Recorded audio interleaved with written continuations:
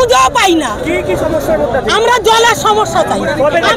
আমাদের এই গত 15 দিনের বেশি হয়ে গেছে আমরা এই জলের তলায় বসবাস করছি। আসে আমাদের এলাকায় ঢোকে না, দূরের থেকে খবর পেয়ে ফোন করলে আর ফোন ধরে না ম্যাডামরা।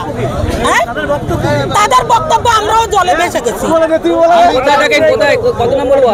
আমাদের 4 নম্বর। এখন কি রাস্তা ব্লক করেছে? আমরা এখন রাস্তা ব্লক করেছি। আমাদের জলের সমাধান যতক্ষণ না হবে আমরা ততক্ষণ এখানে এই অবরোধ চলবে। কি নাম আপনার? আমার নাম শিবালী মণ্ডল।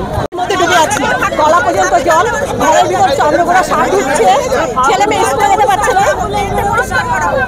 আমরা চাই যে আমাদের বাইরের কোনো জল আমাদের জন্য না ঢোকে, আর এই জল ব্যবস্থা মানে বাইরে বেরোনোর ব্যবস্থা করা হয়। প্রতি বছরে কি একই রকম চিত্র? প্রতি বছর 4 বছর, প্রত্যেক বছর কম হয়, কিন্তু এবার অতিরিক্ত হয়ে গেছে। আগে কম হতো। এখন কতটা জল আছে? কিভাবে তাহলে বসবাস করছেন? বসে আছি, ছেলে মেয়ে স্কুল কলেজ বন্ধ। নমস্কার জানাই। এখানে যে পরিস্থিতি, বিভিন্ন ডিপার্টমেন্ট আছে, তারা বিভিন্ন সময় আমাদের বিভিন্ন ধরনের আমাদেরকে কথা দিয়েছেন। পুলিশ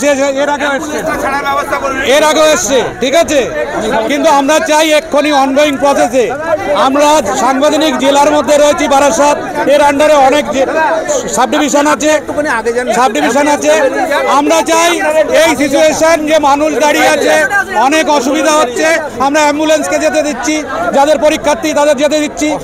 এইবার আমিও কিন্তু রাস্তায় গিয়ে যখন কোনো জবে যাব তখন আমি এরকম ভিক্টিমাইজ হব, কিন্তু প্রশাসনিক স্তরে যে বিভাজন রয়েছে সেই বিভাজনের যে কাজ করার কথা তারা করেনি, শুধু আমাদেরকে দায়িত্ব এবং বলছে আমরা করে দেবো। আমরা চাই অনগোয়িং প্রসেসে এই কাজগুলো হয়ে যাবে, সেইভাবে হয়ে গেলে আমাদের কোনো ক্ষোভ বিক্ষোভ নেই। আমাদের অভিযোগ তুলছেন এলাকায় জল জমছে, ড্রেনেজ ব্যবস্থা, রাইট ইউ আর অ্যাবসলিউটলি। হ্যাঁ, এটা দেখুন, যে আমাদের যে গণতান্ত্রিক যে প্রক্রিয়া, যে ব্যবস্থাপনা রয়েছে, এখানে বলছে পঞ্চায়েত আর মিউনিসিপ্যালিটির মানে কন্ট্রাডিকশন হচ্ছে।